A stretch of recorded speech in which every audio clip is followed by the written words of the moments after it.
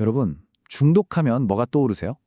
아마 대부분은 명확한 원인이 있다고 생각하실 텐데요. 오늘 우리가 그 생각에 한번 제대로 도전장을 던져볼까 합니다. 과연 무엇이 진짜로 중독을 일으키는 걸까요?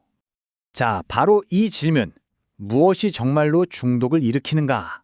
이걸 가지고 한번 깊게 파고들어 볼 건데요. 아마 이 질문을 들으면 대부분의 사람들은 그거 답 정해져 있는 거 아니야? 라고 생각하실 거예요. 그쵸? 딱 이름에 답이 있잖아요. 헤로인이 헤로인 중독을 일으키고 코카인이 코카인 중독을 일으킨다. 너무 당연한 말 같죠? 그 약물 안에 있는 어떤 화학적인 갈고리 같은 게 우리 뇌랑 몸을 확 휘어잡는 거라고요. 이게 거의 상식처럼 받아들여지는데 만약에 말이죠. 이 상식이 완전히 틀렸다면 어떨 것 같으세요? 자, 이 거대한 질문에 답하기 전에 우리 먼저 용어 정리부터 하나 하고 가죠. 우리가 흔히 말하는 약물이라는 게 도대체 뭘까요? 과학적으로 보면요. 약물이라는 건 향정신성 물질을 뜻해요. 말이 좀 어렵죠? 쉽게 말해서 우리 몸에 들어와서 우리의 정신 상태, 그러니까 기분이나 생각 같은 걸 바꾸는 모든 걸 말하는 거예요. 근데 이렇게 정의를 딱 내리고 나면 이것도 약물이었어? 싶은 것들이 생각보다 엄청 많아집니다. 자, 보세요. 술, 당연히 약물이죠. 심지어 영국의 유명한 의학저널 랜싯에서는요. 사용자 한 명당 끼치는 해로움을 따졌을 때 알코올이 단연코 최악의 약물이라고까지 했어요. 우리가 매일 아침 잠 깨려고 마시는 커피, 그 안에 든 카페인도 마찬가지고요.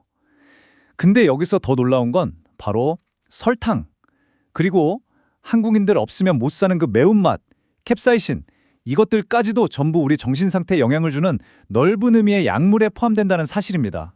좀 놀랍지 않나요? 자, 이제부터가 진짜 본론입니다. 우리의 상식을 그냥 완전히 박살내버리는 미스터리, 바로 헤로인 퍼즐에 대해 이야기해 볼 거예요.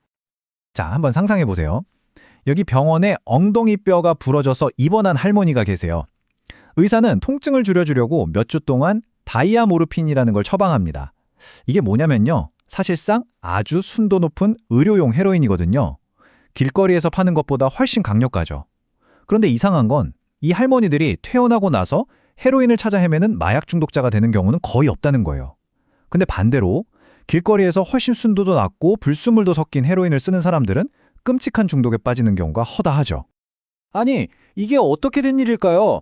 상식적으로 생각해보면 말이 안 되잖아요. 만약에 약물에 든 그 화학적 갈고리가 중독의 원인이라면 당연히 더 순수하고 강력한 약물을 쓴 병원 환자들이 더 심각하게 중독되어야 하는 거 아니에요? 바로 이 말도 안 되는 퍼즐을 풀기 위해서 우리가 꼭 봐야 할 아주 중요한 실험이 하나 있습니다. 바로 브루스 알렉산더라는 교수가 진행했던 렛파크 실험입니다. 여러분, 이 실험 이름은 꼭 기억해 두세요. 중독에 대한 인류의 이해를 그냥 통째로 뒤집어버린 정말 기념비적인 실험이거든요. 그전까지 중독 실험은 진짜 단순했어요.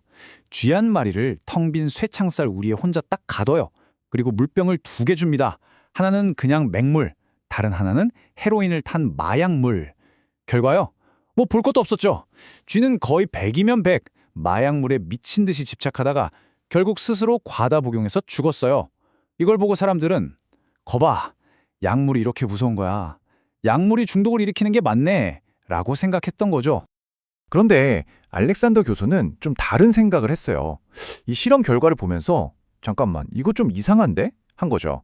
아니, 텅 빈 우리에 혼자 외롭게 갇혀서 할 일도 없고 친구도 없는데 거기서 마약 말고 할 게 뭐가 있겠어? 이건 실험 환경 자체가 문제 아닐까? 만약에 쥐가 정말 행복할 수 있는 환경을 만들어주면 결과가 달라지지 않을까? 이런 아주 근본적인 질문을 던진 겁니다. 그래서 교수는 뭘 했냐? 렛파크, 말 그대로 쥐공원을 만들었습니다. 이건 그냥 우리가 아니에요. 쥐들의 디즈니랜드 같은 곳이었죠. 엄청 넓은 공간에 다른 쥐 친구들도 잔뜩 있고 맛있는 치즈도 널려 있고 막 알록달록한 공 같은 장난감도 있고 짝짓기 할 상대도 있고요. 쥐가 행복하기 위해 필요한 모든 걸 다 갖춰놓은 거예요. 그리고 물론 거기도 똑같이 맹물병이란 헤로인 탄 물병 2개를 다 놔뒀습니다. 결과가 어땠을 것 같으세요? 정말 충격적이었어요. 렛파크의 행복한 쥐들은요, 헤로인 물을 거의 마시지 않았습니다. 아예 안 마시거나 가끔 호기심에 한두 번 맛보는 정도였죠. 혼자 갇혀있던 쥐들처럼 거기에 집착하거나 과다 복용하는 쥐는 단 한 마리도 없었어요. 여기 그래프를 보시면 외로운 우리에 갇힌 쥐랑 렛파크 쥐가 마약물을 마신 양이 와, 이건 뭐 비교가 안 될 정도죠. 이 레파크 실험이 우리에게 던져주는 메시지는 정말 강력합니다. 중독에 대한 우리의 생각을 완전히 뿌리부터 흔들어 놓거든요. 바로 이 문장입니다. 중독의 반대말은 단주, 소브리에티가 아니다. 중독의 반대말은 연결, 커넥션이다. 우리가 지금까지 중독을 이기려면 의지력으로 참고 끊어내야 한다고 생각했잖아요. 근데 그게 아니었던 거예요. 중독의 진짜 반대편에 있는 개념은 다른 사람, 그리고 세상과의 연결이었던 겁니다. 그러니까 핵심은 이거예요. 중독의 진짜 원인은 약물에 있는 화학 성분이 아니라는 거죠. 진짜 원인은 그 쥐를 가둬놨던 우리, 케이지였던 겁니다. 다시 말해, 중독은 어떤 사람이 도덕적으로 나약해서 생기는 게 아니에요. 이건 견딜 수 없을 만큼 고통스러운 환경에 처한 사람이 그 고통에서 어떻게든 살아남으려고 발버둥 치는 적응의 한 형태라는 겁니다. 자, 그럼 쥐에게 우리가 그런 거였다면 우리 인간에게 있어서 우리는 과연 뭘까요? 우리 사람들은 밥 먹고 물 마시는 것만으로 살 수 없잖아요.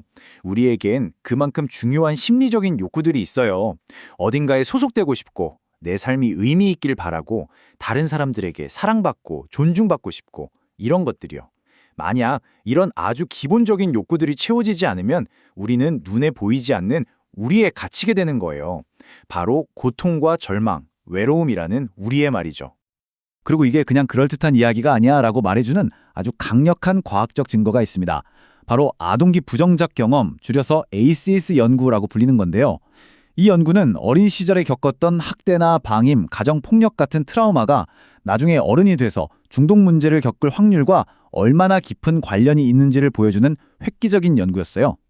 결과는 정말 입이 떡 벌어질 정도입니다. 어린 시절에 심각한 트라우마를 6가지 이상 겪은 사람은요, 그렇지 않은 사람에 비해서 중독자가 될 확률이 무려 4,600%가 더 높았습니다. 46배예요, 46배. 와, 정말 고통과 중독이 얼마나 깊게 연결되어 있는지 이보다 더 확실하게 보여주는 숫자가 또 있을까요? 자, 이 모든 걸 알게 된 지금 우리는 중독이라는 문제에 어떻게 다가가야 할까요? 이제 답이 좀 보이기 시작하죠? 가장 먼저 우리가 기억해야 할 것은 중독은 그 자체가 문제가 아니라는 점입니다. 오히려 중독은 더 깊은 문제를 해결하려는 시도에 가깝습니다. 누구도 내 고통을 알아주지 않고 도와주지 않을 때 그 끔찍한 고통을 잠시라도 잊기 위한 처절한 몸부림이라는 거죠. 그렇다면 우리가 가야 할 길은 너무나 명확해집니다. 첫째, 중독의 뿌리에는 고통이 있다는 걸 이해해야 해요.